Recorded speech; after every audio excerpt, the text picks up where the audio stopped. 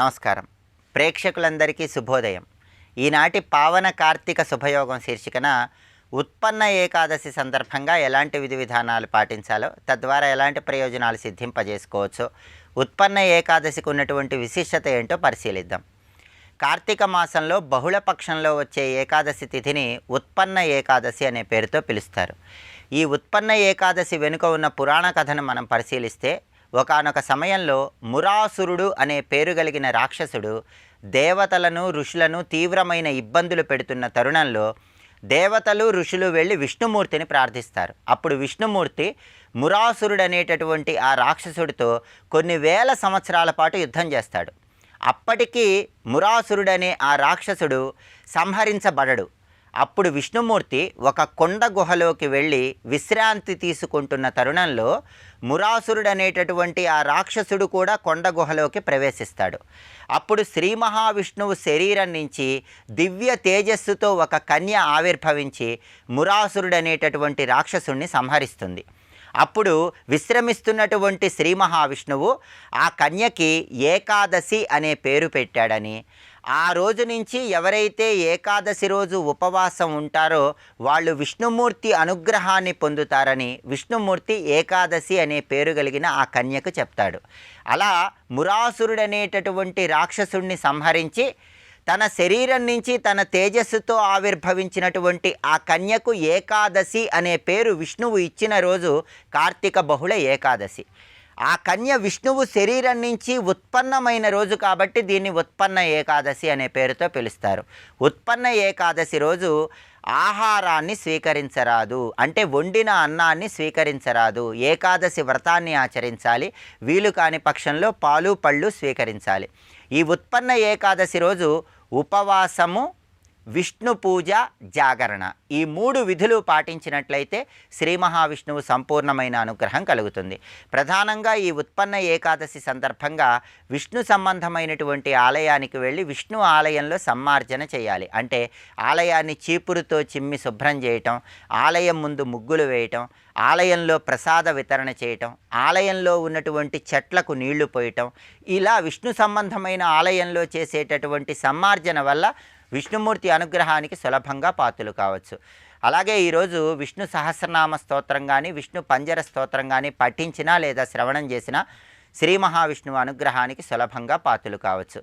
కార్తీక బహుళ ఏకాదశి ఉత్పన్న ఏకాదశి సందర్భంగా గృహంలో లక్ష్మీనారాయణుల చిత్రపటం దగ్గర వెండి ప్రమిదలో ఆవు నెయ్యి పోసి 3 ఒత్తులు వేసి దీపాన్ని వెలిగించి పసుపచ్చటి చామంతి పూలతో తులసి దళాలతో లక్ష్మీనారాయణుల చిత్రపటానికి పూజ చేయటం, ఓం లక్ష్మీనారాయణాయ నమః అనే మంత్రాన్ని పఠించడం, పచ్చకర్పూరంతో హారతి ఇవ్వటం, తీపి పదార్థాల్లో పచ్చకర్పూరం కలిపి ఆ తీపి పదార్థాలు నివేదనగా సమర్పించడం ద్వారా శ్రీమన్నారాయణమూర్తి సంపూర్ణమైన అనుగ్రహానికి ప్రతి ఒక్కరూ సులభంగా పాత్రలు కావచ్చు. కాబట్టి కార్తీక బహుళ ఏకాదశి సందర్భంగా ఏకాదశి వ్రతం తప్పనిసరిగా చేయండి. అలా వీలు కాని పక్షంలో జాగరణ చేస్తూ విష్ణు నామస్మరణ చేయండి. దానివల్ల శ్రీ మహావిష్ణువు సంపూర్ణమైన అనుగ్రహానికి ప్రతి ఒక్కరూ సులభంగా పాత్రలు కావచ్చు.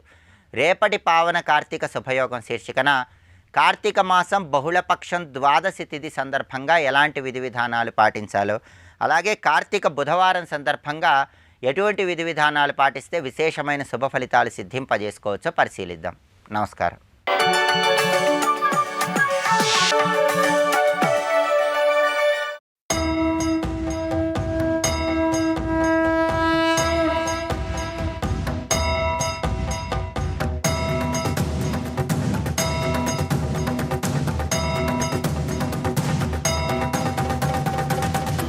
కాలస్వభావ సంస్కార కర్మానుగతయో మమ. కాలస్వభావ సంస్కారములను అనుసరించి కర్మలు వాటి ఫలాలు నడుస్తూ ఉంటాయి. తర్వాత కొంతకాలానికి సోమసూర్యవంశంలో పుట్టిన దేవాపి మరువు అనేటువంటి 2 చక్రవర్తుల్ని నేను స్థాపన చేసి కృతయుగాన్ని ప్రతిష్ఠిస్తాను, అందుకు నేను అవతరించాను అనగానే ఆయన మాటలు వింటూ ఇంకా ఏం బోధిస్తాడా అని చూస్తూ ఉన్నాడు మహానుభావుడు అయినటువంటి విశాఖయూపుడు. ఇతి నృపవచనం నిశమ్య కల్కి కలికుల నాశన వాసనావతారః నిజజన పరిషద్వినోదకారి మధురవచోభిరాహ సాధుధర్మాన్. అప్పుడు కొన్ని మధుర వచనములు ఇంకా పలుకుతున్నాడు కల్కి మాటలు గనక ఇవి మనం గీత కింద భావన చేయొచ్చు. అహమే వాసమేవాగ్రే నాణ్యత్ కార్యమిదం మమ. కల్కి గీతలు అని కల్కి పురాణంలో చాలా చోట్ల కనబడతాయి. ఈ వాక్యాలన్నీ తీసుకొస్తే అదొక బ్రహ్మ విద్య మనకు లభిస్తుంది. ప్రసుప్త లోకతంత్రస్య ద్వైతహీనస్య చాత్మనః మహానిశాంతే రంతుం మే సముద్భూతో విరాట్ ప్రభు. ఇక్కడి నుంచి సృష్టిక్రమం ఎలా ఏర్పడింది, పరమాత్మ మొట్టమొదట ఉన్నప్పుడు, తర్వాత ప్రపంచం ఏర్పడినప్పుడు స్థితి గురించి అద్భుతంగా వర్ణిస్తున్నాడు. మొదట ఉన్నది నేను మాత్రమే. ఇది ఆత్మావా ఇదమగ్ర ఆసీత్ ఆత్మన ఆకాశ సంభూత ఆకాశాద్వాయు అని ఉపనిషత్ క్రమంలో మొట్టమొదటి ఉన్నది ఆత్మావా ఇదమగ్ర ఆసీత్. ఆ ఆత్మ ఎవరు? ముందు ఉన్నది ఆత్మ, దాని తర్వాత వచ్చే పంచభూతాలు. ఇది అచ్చం ఉపనిషత్ బోధ. అక్కడ ఆత్మ అని ఏదో ఆ ఆత్మయే భగవానుడైన నారాయణుడు. అహమాత్మా గుడాకేశ సర్వభూతాశయ స్థిత అని చెప్పాడు కదా. అందుకే ప్రారంభం అహమేవ ఆసం ఏవ అగ్రే. 2 మార్లు ఏవ శబ్దం వేశాడు. నేను మాత్రమే, సృష్టికి పూర్వం నేను మాత్రమే ఉన్నాను. నేను మాత్రమే అంటే పరమాత్మ తప్ప అన్యము లేదు, రెండవదనే వస్తువు లేదు. తర్వాత మాత్రం రెండవది ఉందా? ఎప్పుడు ఉన్నది ఒకటే. కానీ నాదైన ఒకనొక మాయా కార్యం చేత రెండవ వస్తువు ఉన్నట్లుగా ఈ ప్రకృతి పంచభూతములు ఇవన్నీ నా యందు వ్యక్తమయ్యాయి. ఇవన్నీ వ్యక్తపరిచిన నా స్వరూపం ఏముందో అది నాకు వేరు కాదు కదా. నాకు వేరుగా మరొకట్లేదు లోకంలో, కానీ అలా గోచరిస్తుంది వేరుగా ఉన్నట్లు. అప్పుడు ఏం చేయాలంటే పరమాత్మకు వేరుగా ఏది కనబడుతుందో అది పరమాత్మ స్వరూపమే అని తెలుసుకునే భావనతో వెళ్ళాలి. అలా తెలుసుకుంటే ఆ రూపం ఏమవుతుందంటే విరాట్ ప్రభు. అది విరాట్ స్వరూపము. విశ్వమే స్వామి యొక్క స్వరూపము. ఆ విరాట్ స్వరూపం ఎలా ఉన్నది అంటే సహస్రశీర్ష పురుష సహస్రాక్ష సహస్రపాత్ తదంగజో భవద్బ్రహ్మా వేదవక్త్రో మహాప్రభు. ప్రారంభించి పురుషోక్త విషయాలు కూడా చెప్తున్నాడు. విరాట్ పురుషుడు. అప్పుడు ఆ విరాట్ పురుషుడి నుంచి ఉద్భవించిన వాడు బ్రహ్మదేవుడు. అతను మొదటి జీవుడు. ఆ తర్వాత రకరకాల జీవులు వారి కర్మలను అనుభవించడానికి తగిన ఉపాధుల కోసమై నా మాయాశక్తి అయిన ప్రకృతి చేత వివిధములైన సృష్టి ఏర్పడింది. అందులో మనువులు ప్రజాపతులు ఇత్యాదులు అందరూ ఏర్పడ్డారు. సత్వరజస్తమో గుణాత్మకమైన ప్రకృతితో కూడిన ఈ మాయ చేత ఉపాధి భేదం వల్ల నా అంశలే దేవమానవ స్థావర జంగములుగా ఉంటాయి. ఇది తెలుసుకోవాలి. మమైవాంశో జీవలోకే జీవభూత సనాతన. సరిగ్గా భగవద్గీత. ప్రతి వారిలో అంశగా ఉన్నది నేను. అంశ అంటే చిన్న ముక్క అని కాదు, ఇక్కడ స్వరూపం అని అర్థం. ఇక్కడ అంటే మన స్వరూపం ఏమనుకుంటున్నాం? దేహం అనుకుంటున్నాం. ఇది ఉపాధి. ఇది మాయ చేత కల్పితమైనది ఉపాధి. ఇది చేతనత్వాన్ని దేనివల్ల పొందుతోంది? లోపల చైతన్యం అనే ఒకటి ఉంది. ఆ చైతన్యమే స్వామి స్వరూపం. కానీ దేహమని ఉపాధితో చూస్తే చైతన్యం అనేది దాని యందు ఉన్నది అంటే అంశల్లా కనబడుతుంది కదా. అందుకే మమేవాంశో జీవలోకే అనే భావం ఇక్కడ. మమాంశ మాయయా సృష్ట యతో మయ్యా విసంలయే సౌపాధయమే లోక దేవా సస్థాను జంగమా ఏవం విధ. ఈ విధంగా ఏర్పడింది నా స్వరూపం అంతా కూడా. ఇలా ఏర్పడిన జగత్తులో అది ఒక బద్దిగా క్షేమంగా నడవాలంటే ధర్మం అనేది ఒకటి ఉంది ఇక్కడ. ఆ ధర్మం ఏది అంటే వేదము. వేదము నుంచి వచ్చిన శాస్త్రములు ఇవన్నీ నా నుంచి ఆవిర్భవించాయి. ఇది సరిగ్గా విష్ణు శాస్త్రం చివరిలో వేదాశాస్త్రాహ ఇవన్నీ ఏతత్ సర్వం జనార్దనాత్ అని స్వయంగా ఉంది కదా. కనుక ఆయన నుంచి ఆవిర్భవించాయి. ఎందుకు అంటే లోకక్షేమమున కోసం ఏర్పడ్డాయి. ఇలాంటి వేదమును గ్రహించి రక్షించి తపస్సుతో కాపాడే వాళ్ళు ఉన్నారు. వాళ్ళు ఏవం విధ బ్రాహ్మణాయే మచ్చరీరా మదాత్మికా మా ముద్ధరంతి భువనే యజ్ఞాధ్యయన సత్క్రియా. వేదములో చెప్పిన ధర్మముల్ని మానవ జీవితంలో ప్రవర్తింపజేయడానికి వాటిని అధ్యయనం చేసి వాటిని గ్రహించి ఆచార్య స్థానంలో సమాజానికి చెప్తూ ఉన్నటువంటి వారు ఉంటారు. వారు అలా చెయ్యడమే హరిసేవ. వారు ఆ విధంగా ఉండడమే నాకు సేవ. మాం ప్రసేవంతి శంసంతి తపోదాన క్రియాస్వ్య. వాళ్ళు తపస్సు చేత దానము చేత యజ్ఞము చేత నన్ను సేవిస్తూ ఉంటారు.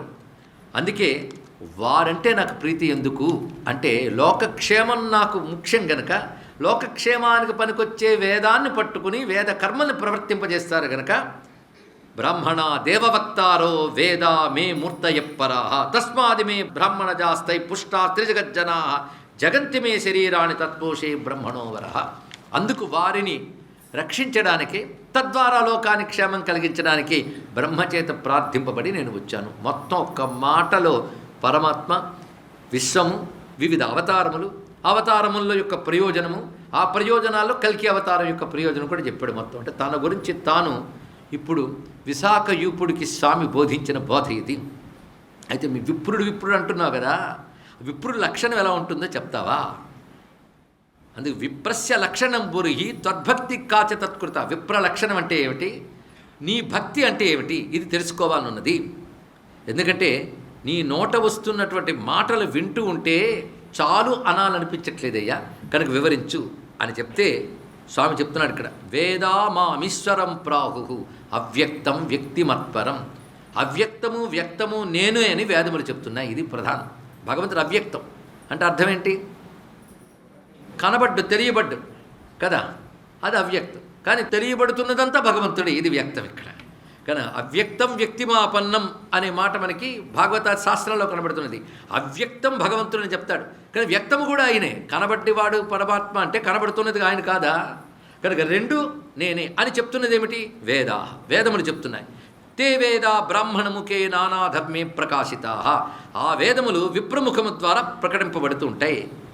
కనుక ఆ వేదముల ప్రకారంగా అనుష్ఠిస్తూ బోధిస్తూ ఎవడైతే ఉంటారో వారు వేదస్వరూపిణి నన్ను పూజిస్తున్నట్లే. వేదము నా స్వరూపం కదా. వేదో వేద విదవ్యంగో వేదాంగో వేదవిత్కవి తయాహం తోషిత స్త్రీ సహా సంభవామి యుగే యుగే. వారి యొక్క ప్రార్థనను అనుసరించి నేను ప్రతి యుగంలో ఆవిర్భవిస్తాను. నారాయణాయ కృష్ణాయ గోవిందాయ నమో నమః.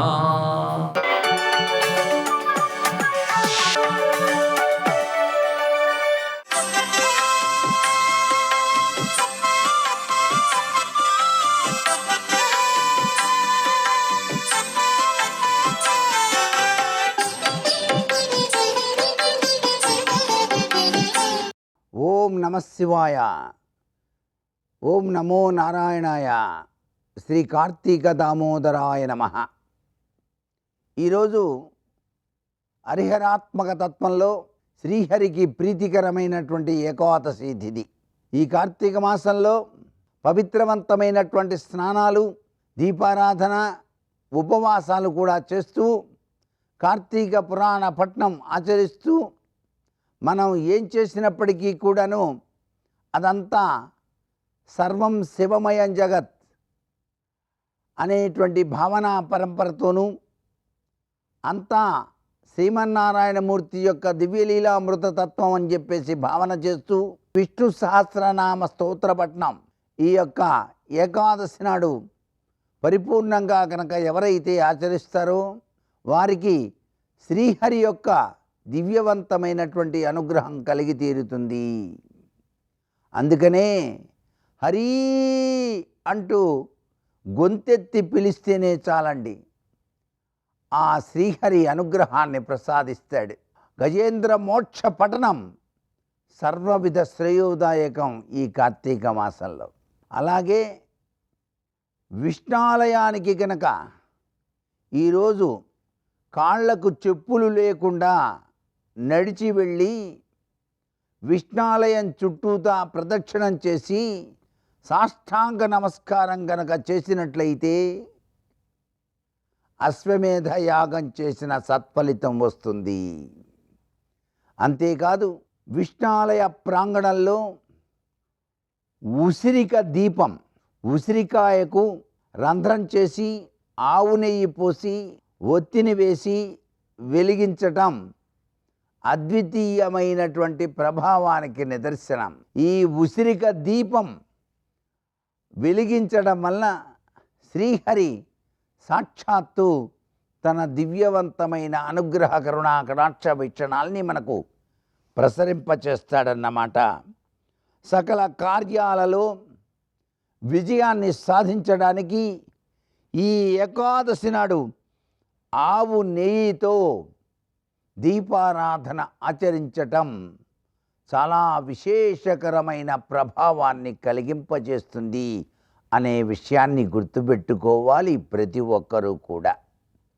ఎప్పుడూ మనసు నిండా శ్రీహరినామం, హరహర మహాదేవ అంటూనే మరొక పక్క శ్రీహరినామాన్ని, గోవిందనామాల్ని స్మరిస్తూ ఈ కార్తీక మాసంలో మంచినీళ్లు తాగేటప్పుడు తప్పనిసరిగా ఏమనుకోవాలండి, జలరూపంలో ఉన్నటువంటి శివుడు మనకు గుర్తుకు రావాలి.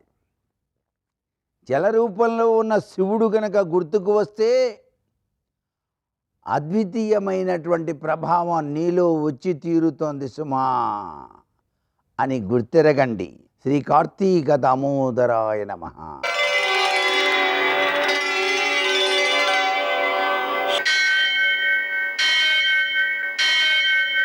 सहस्रशीर्षं देवं विश्वाक्षं विश्वशम्भुवं विश्वं नारायणं देवमक्षरं परमं पदं विश्वतः परमां नित्यं विश्वं नारायणगुं हरिं विश्वमेवेदं पुरुषस्तद्विश्वमुपजीवति पतिं विश्वस्यात्मेश्वरं शाश्वतगुं शिवमच्युतं नारायणं महाज्ञेयं विश्वात्मानं परायणम्.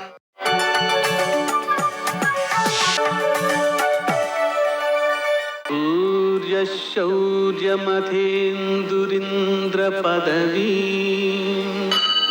सन्मङ्गलं मङ्गलम्.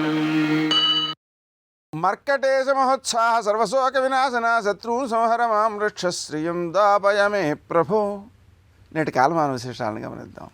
స్వస్తి శ్రీ చాంద్రమాన క్రోధినామ సంవత్సరం దక్షిణాయనం శరదృతువు కార్తీక మాసం కృష్ణపక్షం మంగళవారం. సూర్యోదయం 6:31 సూర్యాస్తమయం 5:36. తిథి ఏకాదశి రాత్రి 3:47 వరకు. నక్షత్రం హస్త తెల్లవారుజామున 4:34 వరకు. వర్జం ఉదయం 10:54 నుంచి మధ్యాహ్నం 12:42 వరకు. దుర్ముహూర్తం ఉదయం 8:44 నుంచి 9:28 వరకు. మరల రాత్రి 10:46 నుంచి 11:35 వరకు. అమృతకాలం రాత్రి 9:46 నుంచి 11:35 వరకు. రాహుకాలం మంగళవారం కాబట్టి మధ్యాహ్నం 3 నుంచి 4 వరకు. అష్టకవర్గ రీత్యా శుభప్రదమైన సమయం ఉదయం 7 గంటలకి. నేటి విశేషం సర్వేషాం ఉత్పన్న ఏకాదశి. అంటే స్మార్తులకు, మాధ్వులకు, వైష్ణవులకు కూడా ఇదే ఏకాదశి. అది ఉత్పన్న ఏకాదశి అనడంలో ప్రత్యేకత ఉంది. అంటే ఒక రాక్షసుడు తపస్సు చేశాడు, విష్ణుమూర్తి చేతిలో కూడా సంహరింపబడాను అనేంతటి వరాన్ని పొందాడు. దాంతో అతన్ని ఎవరూ చంపలేకపోతున్నారు. అటువంటి సమయంలో వాడు తరిమి కొడితే విష్ణుమూర్తి దాక్కున్నాడు చోట గుహలో. ఆ దాక్కున్నటువంటి వాడు ఊరికే కూర్చోలేదు, ధ్యానం చేస్తున్నాడు. ఆ ధ్యానంలో నుంచి ఒక శక్తి పుట్టింది దేవి రూపంగా. ఆ శక్తి వెళ్ళి వాడిని చంపేసింది. అదే ఏకాదశి. ఆ ఏకాదశి ఎందు ప్రీతి చేత విష్ణుమూర్తి చెప్పాడనమాట, నీకు తగినట్లుగా తిథిని ఏర్పాటు చేస్తాను, ఆ తిథి నాడు ఎవరైతే ఉపవాసం ఉంటారో వారంతా కూడా నాకు ప్రీతిపాత్రులు అవుతారు అని చెప్పాడు. అందుకని ఏకాదశి దేవి యొక్క ఉత్పత్తి జరిగిన రోజు కాబట్టి దీన్ని ఉత్పన్న ఏకాదశి అని అంటారు. ఉత్పన్నైకాదశి చాస్తు కార్తీకస్యాసితే తథా విష్ణు సాయుధ్యదా సర్వపుణ్యకర్మఫలప్రద. ఈరోజు కనుక ఉపవాసం ఉన్నట్లయితే విష్ణు సాయుధ్యం కలుగుతుంది. అంతేకాదు సర్వపుణ్యకర్మలు చేసినటువంటి ఉత్తమ ఫలితాలన్నీ వచ్చేస్తాయి. అందుకని ఈ ఉపవాస దీక్ష ఈరోజు చేయడం అనేటువంటిది ప్రత్యేకత కలిగి ఉంది. తర్వాత ఈ ఉత్పన్న ఏకాదశి రోజునే తెల్లవారుజామున 4:34 నుంచి సూర్యోదయం వరకు ద్విపుష్కర యోగం కూడా ఉంది. అందువలన మనం పునరావృతం కాకూడని పనులు చేయకూడదు. మిగిలినటువంటి అంశాలు బాగున్నాయి. అయితే మంగళవారం కావడం వలన అప్పు తీర్చడము, అప్పు తీరడం కోసం రుణమోచక అంగారక స్తోత్రం, రుణమోచక నృసింహ స్తోత్రం, రుణమోచక గణేశ స్తోత్రం చదువుకోవడం మంచిది. శ్రీ గణేశ రణంచింది అనే మంత్రాన్ని జపం చేసుకుంటూ ఉండవచ్చు. అలాగనే విజయం కావాలనుకున్నవారు ఆంజనేయ స్వామిని పూజించాలి. ఈరోజు ఆంజనేయ స్వామి యొక్క ఆరాధన, సింధూరపు పూజ, అలాగే పత్రి పూజ, ప్రదక్షిణాలు, హనుమాన్ చాలీస పారాయణ, అప్పాలు నివేదన ఇవన్నీ కూడా విజయకారకాలు అవుతాయి. నేటి ఆణిముత్యాలు.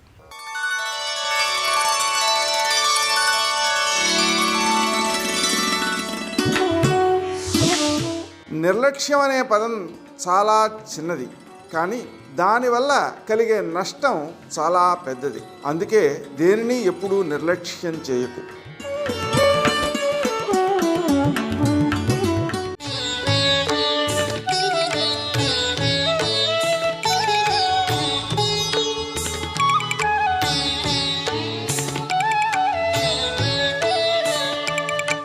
ఎంత ఉపకారం చేసావు, కడుపు కిందెట్టి నోరు పైనెట్టావు, నువ్వు నీళ్లు పొయ్యిగానే కిందకెళ్ళి ప్రాణాలు నిలబడుతున్నాయి, ఈశ్వరాయికు నమస్కారం.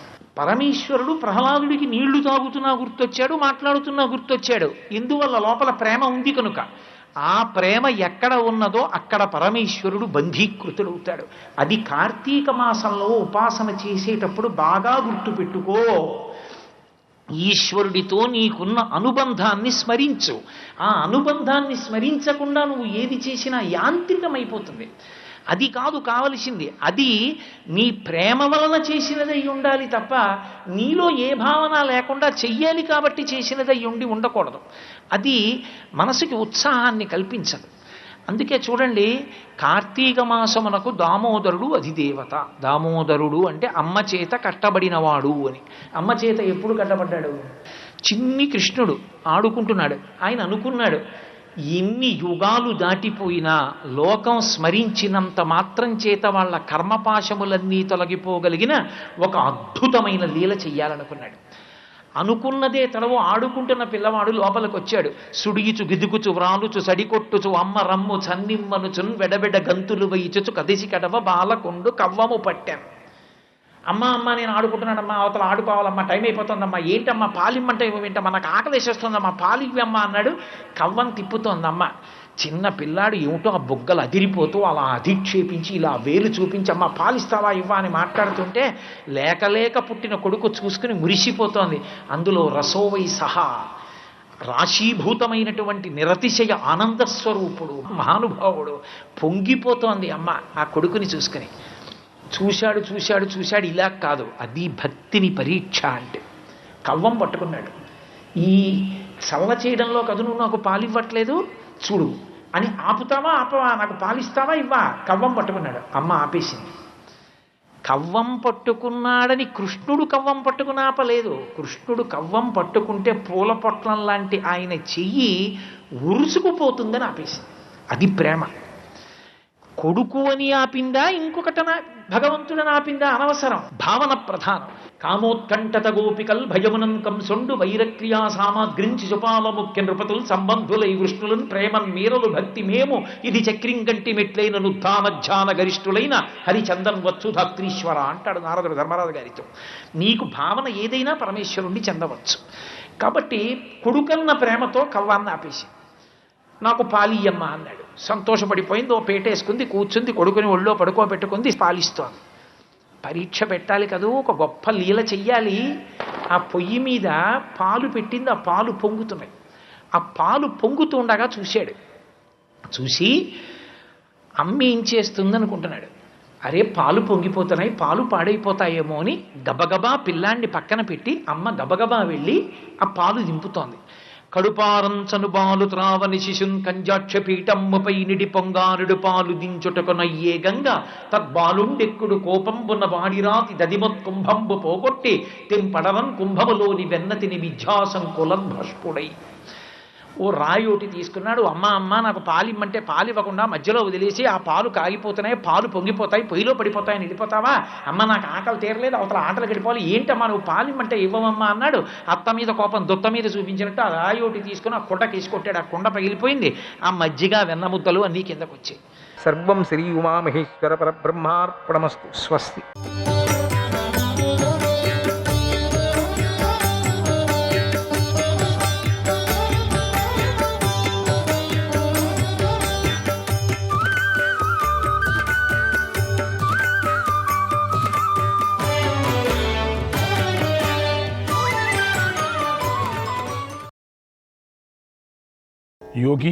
యోగి కామాసక్తుడైతే అతడు త్రిదండాన్ని ధరించడం అనర్హము కదా, ఏ ప్రయోజనము కలగదు. అలాగే నువ్వు ప్రవర్తిస్తున్నావని అనిపిస్తుంది. నువ్వు సన్యాసాశ్రమ నియమాలను నాశనం చేశావు. అలా కాకుండా నీ స్వరూపాన్ని దాసాలని కనుక ఇలా చేసి ఉంటే అది తప్పే. ఎందుకంటే జీవన్ముక్తులు ఇలా ప్రవర్తించకూడదు. నువ్వు నీ మనస్సుతో నా శరీరంలో ఉండే జీవుడి ఆశ్రయించావు. నా పక్షాన్ని, నా శరీరాన్ని ప్రవేశించడం చేత నీకు ఒక దోషం అంటుకుంటుంది. దాన్ని చెబుతాను విను. నువ్వు అసలు ఏ కారణం వల్ల నా రాజ్యంలోకి ప్రవేశించావు?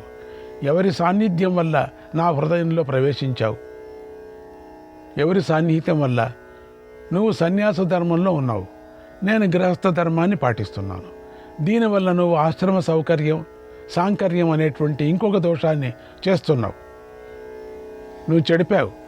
ఇది అనేక కష్టాలు కలిగిస్తుంది. నువ్వు ఏదైనా కార్యసాధన కోసం ఈ అకార్యం చేస్తున్నావా, లేదా తెలియక చేస్తున్నావా, లేదా మోసంతో కూడిన మిథ్యాజ్ఞానంతో చేస్తున్నావా? ఒక్కసారి గమనించు.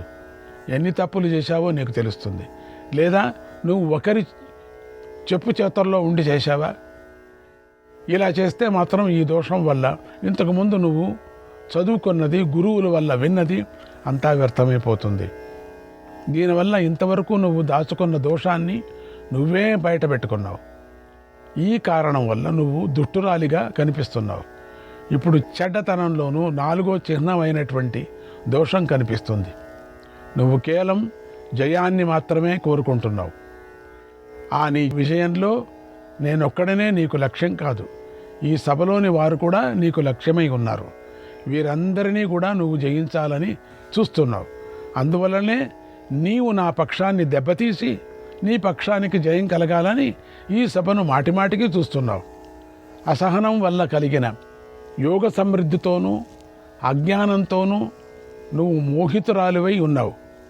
విషాన్ని అమృతాన్ని ఒకటి చేసినట్లుగా కామంతో యోగ సంబంధాన్ని కలుగుతున్నావు. పరస్పరం అనురాగం గల స్త్రీ పురుషులకు సంయోగ సుఖం అనేటువంటి అమృతంతో సమాన లాభం కలుగుతుంది. కోరిక గల స్త్రీకి కోరిక లేని పురుషుడు లభిస్తే ఆ దోషం విషంలాగా భయంకరంగా ఉంటుంది. కనుక నువ్వు నన్ను తాకకు. నా శీలం ఉత్తమమైనది, నిష్కళంకమైనది అని తెలుసుకో. నువ్వు శాస్త్రంలో చెప్పినట్లుగా సన్యాసాన్ని ధర్మంగా పాటిస్తూ ఉండు. నేను జీవన్ముక్తుణ్ణి, అవునో కాదో అని నువ్వు తెలుసుకోవాలనుకున్నావు. ఈ భావం నీ మనసులో దాగి ఉంది. ఇప్పుడు నువ్వు దానిని నా ఎదుట దాచలేవు. నీ పని కోసం కానీ, లేదా ఇతర రాజుల పని కోసం కానీ ఇక్కడికి వేషం మార్చుకొని కనుక వచ్చి ఉంటే అసలు విషయం దాచకు. ఎవరైనా ఒక రాజు వద్దకు కానీ, విప్రుడి వద్దకు కానీ, పతివ్రత అయినటువంటి స్త్రీ వద్దకు కానీ దొంగవేషంతో వెళ్ళి మోసం చేయకూడదు. అలా చేస్తే కోపంతో వారు ఆ వ్యక్తులనే నాశనం చేస్తారు. వారి శాపం తగులుతుంది. రాజులకు ఐశ్వర్య బలం, వేదవేత్తలకు వేదబలం, స్త్రీలకు రూపం, యవ్వనం, సౌభాగ్యం అనేవి సర్వోత్తమమైన బలం. ఇలా వీరు బలవంతులవుతారు. కాబట్టి తమ కోరిక చక్కగా నెరవేరాలని అనుకునేవాడు ఎవరున్నారో వీరి దగ్గరకు నిజాయితీగానే వెళ్ళాలి. అలా కాకుండా మోసంతో కూడిన ఆలోచనతో వెళితే అది వినాశానికి కారణమవుతుందని తెలుసుకో. కనుక నువ్వు ఇక్కడికి ఎందుకు వచ్చావో చెప్పు. నీ జాతి గురించి చెప్పు. శాస్త్ర విజ్ఞానాన్ని, వృత్తాంతాన్ని, స్వభావాన్ని నిజంగా చెప్పు అన్నాడు జనకుడు. అప్పుడు సులభ జనకుడితో ఇలా అంది, రాజా, మనస్సును బుద్ధిని పాడు చేసే 9 దోషాలు లేక 18 గుణాలు కలిగి యుక్తియుక్తమైనది, అర్థవంతమైనది అయినటువంటి ఆ పద సమూహాన్ని ఒక వాక్యం అంటారు కదా. ఆ వాక్యంలో సూక్ష్మత్వం, సాంఖ్యం, క్రమం, నిర్ణయం, ప్రయోజనం అనే 5 రకాల అర్థాలు ఉండాలి కదా. సార్థకమైనది, అర్థభేదం లేనిది, న్యాయసంగతమైనది, అవసరమైన దానికంటే అధికం కానిది, చెవికి కటువుగా లేనిది, సందేహంతో కూడిన పదాలు లేనిదైనటువంటి ఉత్తమమైన వాక్యాన్ని చెబుతాను. నేను చెప్పే దానిలో మృదువైన పదాలు ఉంటాయి, అందమైన పదాలు ఉంటాయి. నేను కామంతో కానీ, కోపంతో కానీ, భయంతో కానీ, లోభంతో కానీ, దైన్యంతో కానీ, అనర్థంతో కానీ, దయతో కానీ, అభిమానంతో కానీ ఏ మాట చెప్పను. నువ్వెవరు? ఎవరి దానివి?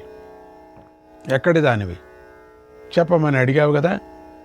ఓ రాజా, దీన్ని నేను చెప్పే సమాధానాన్ని ఏకాగ్రమైన మనస్సుతో విను అంటూ సులభ 30 తత్వాలు గల శరీరం గురించి చెప్పింది. పరిగెత్తే మంచి గుర్రం మనం చెప్పలేనంత వేగంగా ఒక ప్రదేశాన్ని విడిచి ఇంకొక చోటుకి చేరుతుంది. అలాగే ఈ లోకం ఎప్పుడూ వేగంగా ఒక అవస్థ నుంచి ఇంకొక అవస్థకు చేరుతూ ఉంటుంది. కాబట్టి దాని విషయంలో ఎవరు ఎక్కడి నుంచి వస్తారో, ఎక్కడి నుంచి రారో అనే ప్రశ్నలు కలగవు.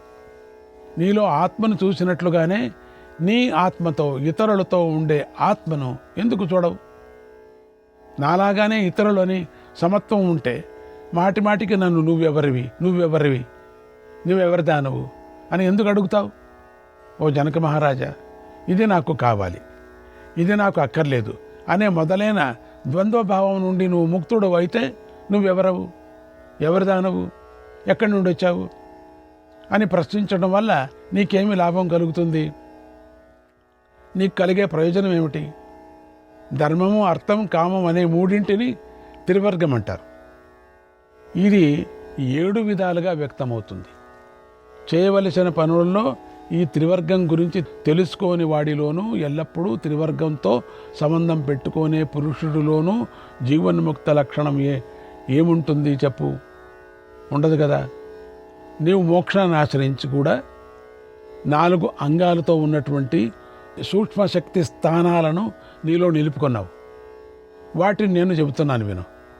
సమస్తమైన ఈ భూమినంతా ఏకఛత్రంగా పాలించేటువంటి ఏకైక సార్వభౌముడు కూడా ఒక నగరంలో మాత్రమే ఉంటాడు కదా, అన్ని చోట్ల ఉండడు కదా. అంటే సామ్రాజ్యంలో అంతటా ఒకేసారి ఉండలేడు కదా.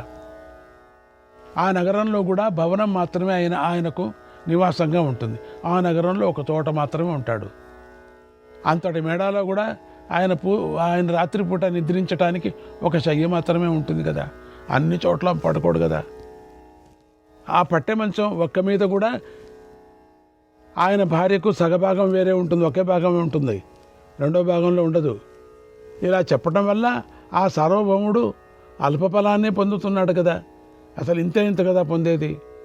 ఇదే రీతిగా సుఖానుభవం, భోజనం, వస్త్రము మొదలైనవి కూడా ఇంకా ఇతరమైన పరిమిత విషయ అనుభవంలోనూ దుష్ట నిగ్రహము, శిష్టానుగ్రహము మొదలైన విషయాల్లో కూడా రాజు ఎల్లప్పుడూ స్వేచ్ఛ కలవాడు కాదు. మంత్రులు, పండితుల మీద ఆధారపడి తీర్పు చెప్పవలసిందే. ఇలాగే ఇంకా అనేక విషయాల్లో, చిన్న పెద్ద వాటిలో అన్నిటిలోనూ కూడా ఆయనకు స్వేచ్ఛ లేదు. అయినా కూడా రాజు వాటిలో ఆసక్తుడవుతాడు. రాజధర్మానికి సంబంధించిన సంధి విగ్రహాలకు లోనైన రాజుకు స్వేచ్ఛ ఎక్కడుంటుంది? శ్రీ సాంగత్యం, క్రీడలు, విహారాదులతో కూడా ఆయన ఎల్లప్పుడూ స్వేచ్ఛ కలవాడు కాదు. సభలో కూర్చొని మంత్రులతో ఆలోచన చేసే సమయంలో కూడా ఆయనకు స్వాతంత్రం లేదు. ఇంకొకరిని అడగాల్సిందే.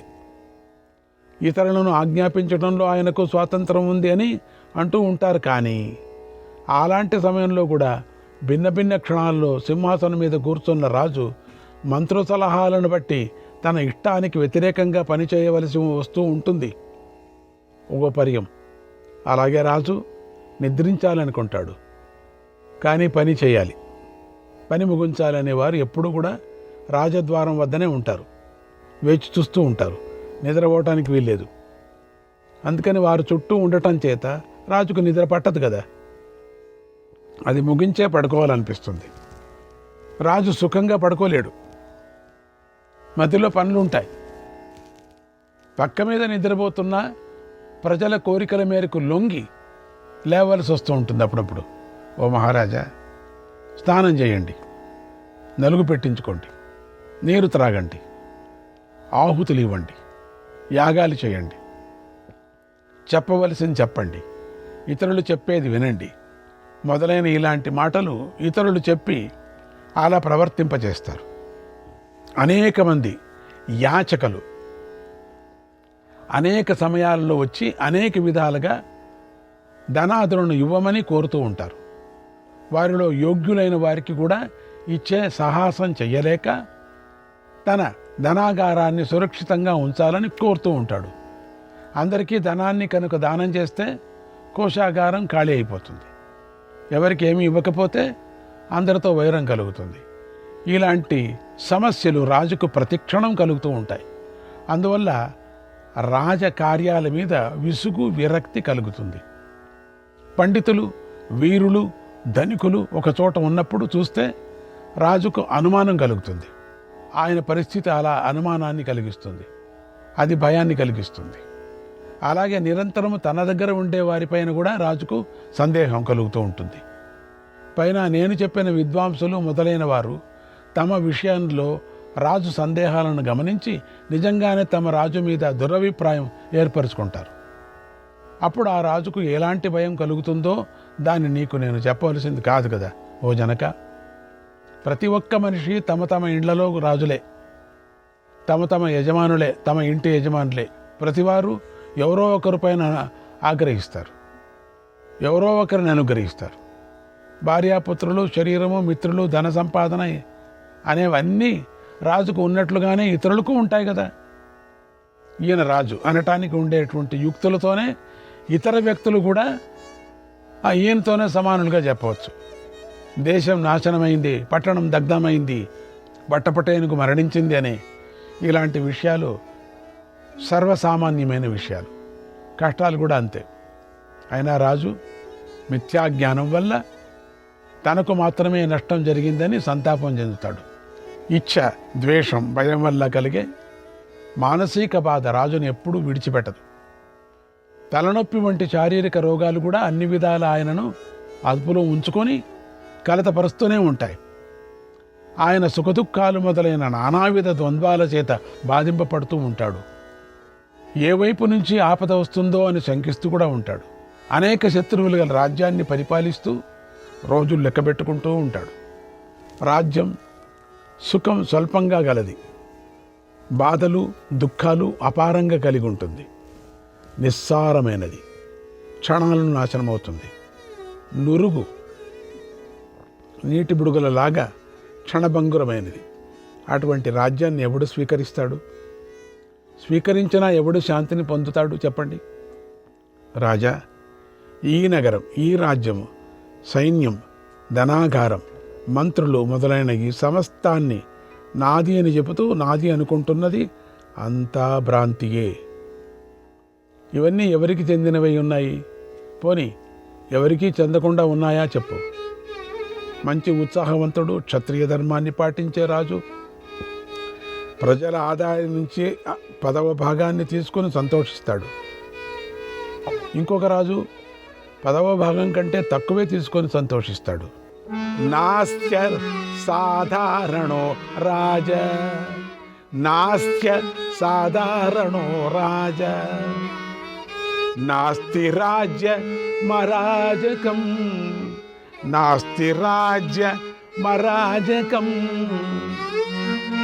రాజ్యే సతి కుతో ధర్మగ, రాజ్యే సతి కుతో ధర్మగ, ధర్మే సతి కుతః పరం, ధర్మే సతి కుతః పరం. సాధారణ ప్రజలు లేకపోతే ఎవడూ రాజు కాలేడు. రాజు లేకపోతే రాజ్యమే ఉండదు. రాజ్యం లేకపోతే ధర్మం ఎక్కడుంటుంది? ధర్మం లేకపోతే పరమాత్మ ప్రాప్తి ఎలా కలుగుతుంది? ఇక రాజుకు, రాజ్యానికి పరమధర్మమైనది, పరమ పవిత్రమైనది చెబుతాను వినం. తన రాజ్యాన్ని అంతటినీ దానం చేసే రాజు అశ్వమేధ యజ్ఞం చేస్తే కలిగేటంతటి ఉత్తమ ఫలాన్ని పొందుతాడు. ఓ రాజా, రాజ్యానికి కలిగే దుఃఖాలను, బాధలను 100 1000 చెబుతాను. నా శరీరం మీదనే నాకు అభిమానం లేదు. అలాంటప్పుడు ఇతరుల శరీరం మీద నాకెందుకు ఆసక్తి కలుగుతుంది? నేను ఇలా యోగాన్ని ఆచరిస్తున్నాను, నన్ను ఇలా అనటం నీకు తగినది కాదు. నువ్వు పంచశిఖ మహర్షి వద్ద ఉపాయం, నిధిధ్యాసముతోనూ, ఉపనిషత్తు వాని శ్రవణ మనసముతోనూ, మననముతోనూ, ఉపాసంగా యమ నియమాదులైనటువంటి యోగాంగములతోనూ, నిశ్చయం జీవబ్రహ్మల సమైక్యానుభవంతోనూ కూడిన సంపూర్ణమైన మోక్షశాస్త్రాన్ని విన్నావయ్యా నువ్వు. ఎంత బాగుంది! అన్ని ఆసక్తుల నుండి విముక్తుడు అయ్యావు నువ్వు. అన్ని ఇహలోక బంధాల నుంచి ముక్తుడు అయ్యావు. అలాంటప్పుడు నీకు ఛత్రచామరాది విశేష వస్తువుల మీద ఆసక్తి ఎలా కలుగుతుంది? అదేం ఆశ్చర్యం కాదు కదా, కలగదు. నువ్వు పంచశిఖాచార్యుడి వద్ద శాస్త్ర శ్రవణం చేయనట్లుగా నేను భావిస్తున్నాను. ఒకవేళ విన్నా దాన్ని మిథ్య చేశావని అనుకుంటున్నాను. లేదా ఆయన వల్లనే వేదశాస్త్రాలలాగా అనిపించే ఇంకొక శాస్త్రం విన్నావని నేను అనుకుంటున్నాను. ఇంత విన్నా నువ్వు విదేహాధిపతి మిథిలాధిపతి అనే లౌకికమైన పేర్లతోనే ప్రతిష్టను పొందావు. సామాన్య మనుష్యుల్లాగానే ఆసక్తి కలిగి ఉన్నావు. అడ్డంకులతోనే బద్ధుడివై ఉన్నావు నువ్వు.